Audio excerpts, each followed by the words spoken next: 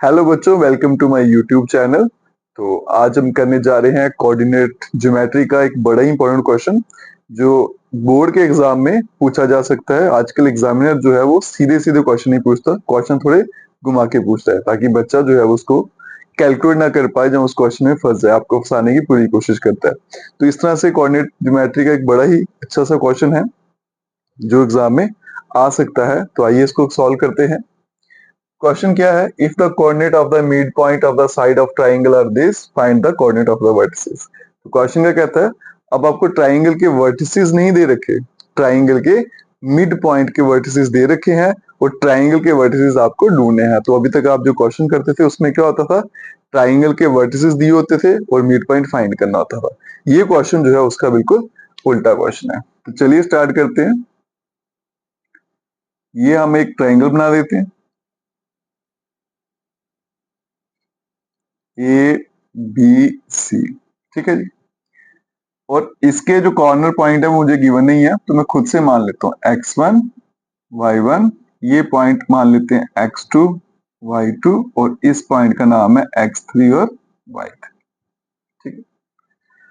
और क्या दे रखा है? Mid point of the sides of triangle. इन सभी साइड्स के मिड पॉइंट आपको गिवन है, तो ये इनके मैं मिड पॉइंट मान लेता हूँ। तो 3। ये d ले लेते हैं बेटा, इसको e ले लेते हैं, इसको f ले लेते हैं। d के पॉइंट है बेटा 1, 2। ई के पॉइंट है 0, -1 और एफ के पॉइंट है 2, -1। ठीक है जी। तो क्वेश्चन इस तरह से है, मिड पॉइंट आपको गिवन है और वर्टिसेस आपको फाइंड करने हैं। तो चलिए देखते हैं बेटा कैसे फाइंड करेंगे। सबसे पहले देखिए बेटा, डी जो है वो ए बी का क्या है? Mid point. तो यहाँ लिखेंगे, यहाँ पे since D is the mid point of side A B.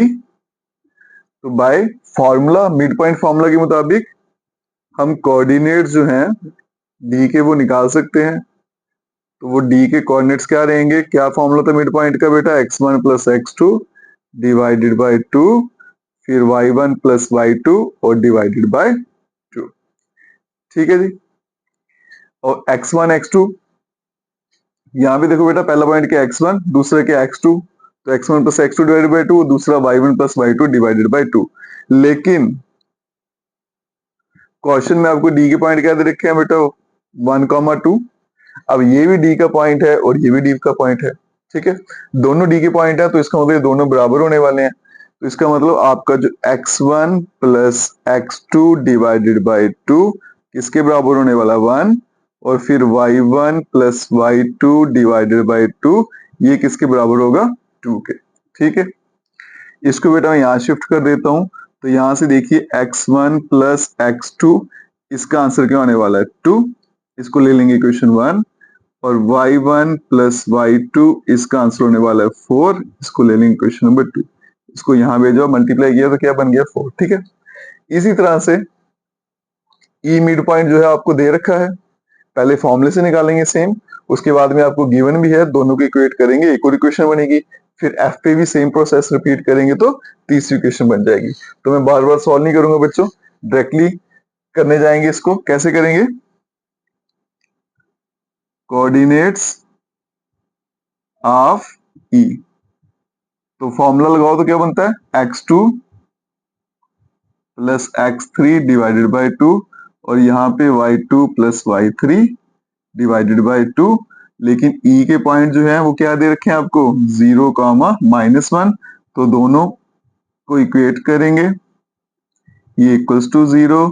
y2 plus y3 divided by 2 equals to क्या आ जाएगा बेटा? -1। 2 को यहाँ भेज देंगे तो x2 plus x3 equals to 0। इसको इक्वेशन 3 ले लेंगे और y2 plus y3 equals to -2। इसको इक्वेशन नंबर 4 ले लेंगे। ठीक है। अब बात आ गई किसकी बेटा? एफ पॉइंट की। तो एफ पॉइंट कैसे फाइंड करते हैं? मैं डायरेक्टली ट्राई करता हूँ इसको करने की। तो क्या बन जाएगा बेटा? x1 plus x3 divided by 2 equals to 2 और यहाँ बन जाएगा y1 plus y3 divided by 2 equals to -1। सिर्फ x x वाले ऐड करने हैं, डिवाइडेड बाय 2 और फर्स्ट के इक्वल, y y ऐड करेंगे डिवाइडेड बाय 2 और सेकंड के इक्वल। 2 यहाँ बेस देते हैं तो बनेगा x1 plus x3 equals to 4, equation number आ गई 5, और फिर y1 plus y3 equals to -2, ये आ गई इक्वेशन नंबर आपकी 6। ठीक है जी, तो आपके पास इक्वेशन कितनी आ गई बेटा, 1 2 3 4 5 और 6। उसके बाद क्या करना है, हमने एडिंग कर देनी है। कौन कौन सी इक्वेशन ऐड करनी है बेटा, x वाली अलग से ऐड करनी है और y वाली अलग से ऐड करनी है। तो x किस में था, फर्स्ट में, थर्ड में और फिफ्थ में। अगर मैं इन सबको ऐड करता हूं तो यहाँ देखिए बेटा क्या आएगा, x1 प्लस x2, तो लेफ्ट साइड में आएगा x1 प्लस x2 प्लस 3 में क्या था, x2 प्लस x3 प्लस 5 में क्या था, x1 प्लस x3 और इक्वल्स टू, इनके राइट साइड में क्या था बेटा, 2 प्लस 0 और प्लस 4, तो 2 प्लस 4 कितना आ जाएगा, 6।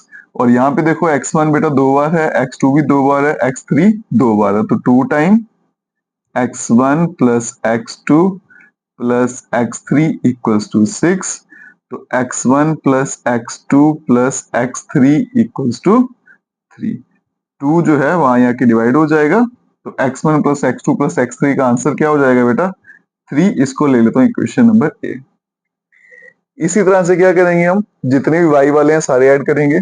एडिंग y वाली इक्वेशन है 2 4 6, अगर इन सबको हम ऐड करते हैं तो देखिए बेटा क्या बन जाएगा, थोड़ा शॉर्टकट यूज करूंगा, y1 2 बार आएगा, y2 भी 2 बार आएगा, y3 भी 2 बार आएगा, तो 2 टाइम हो जाएगा आपका y1 plus y2 plus y3 equals to, और y वाले नंबर अगर ऐड करेंगे, यहाँ पे 4 है, यहाँ पे कितना आ गया, -2, तो कितना आ गया 2 2, और यहाँ पे -2, तो कितना हो जाएगा 0।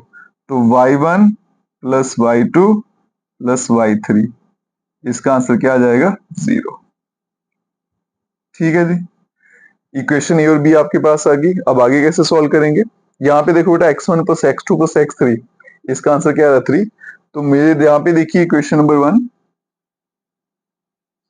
x1 प्लस x2 दोनों का आंसर मिलके क्या आता है, 2, तो वो वैल्यू मैं यहाँ पे सब्स्टिट्यूट करने जा रहा हूँ।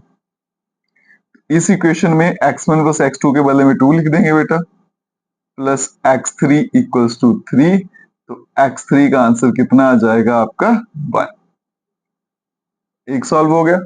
अगर x3 का आंसर 1 है, ये वैल्यू मैं क्या करता हूँ, थर्ड इक्वेशन में डाल देता हूँ, यहाँ पे 1 लिखूंगा तो 1 वहां जाएगा, तो x2 का आंसर क्या आ जाएगा, -1। 2 हो गए। अब रह गया आपका x1, बेटा x2 की वैल्यू मैं यहाँ डाल देता हूँ, -1, यहाँ जाएगा तो +1, 2 + 1 कितना आ जाएगा, 3, तो x1 का आंसर 3। ठीक है जी, उसके बाद में y1 plus y2 plus y3 तीनों का सम कितना आ रहा था बेटा, 0। तो कोई भी वैल्यू सब्स्टिट्यूट कर देते हैं, ऐसे y1 प्लस y2, इसका आंसर कितना आ रहा था, 4। यहाँ पे मैं 4 डाल देता हूँ वैल्यू, y1 प्लस y2 के बदले में 4 डाल देते हैं, तो 4 प्लस y3 कितना बन जाएगा, 0। तो यहाँ से y3 का आंसर आ जाएगा -4। ठीक है, अब y3 की वैल्यू यहाँ डाल देते हैं, -4 है, वहां जाके +4 होगा, और 4 - 2 करेंगे तो 2, तो आपका जो y2 का आंसर है वो आने वाला है 2। अब y2 की वैल्यू जो है, आपको y1 रहेगा, यहाँ डाल देते हैं 2, तो 2 वहां जाएगा, तो 4 - 2 करेंगे तो 2, तो y1 का आंसर भी क्या आने वाला है, 2। और y3 कितना निकाला था हमने, -4। तो इस तरह से मेरा जो ए पॉइंट था, जिसको क्या लिया था हमने x1 y1, उसका आंसर क्या आने वाला है, x1 कितना बेटा 3, और y1 कितना है 2।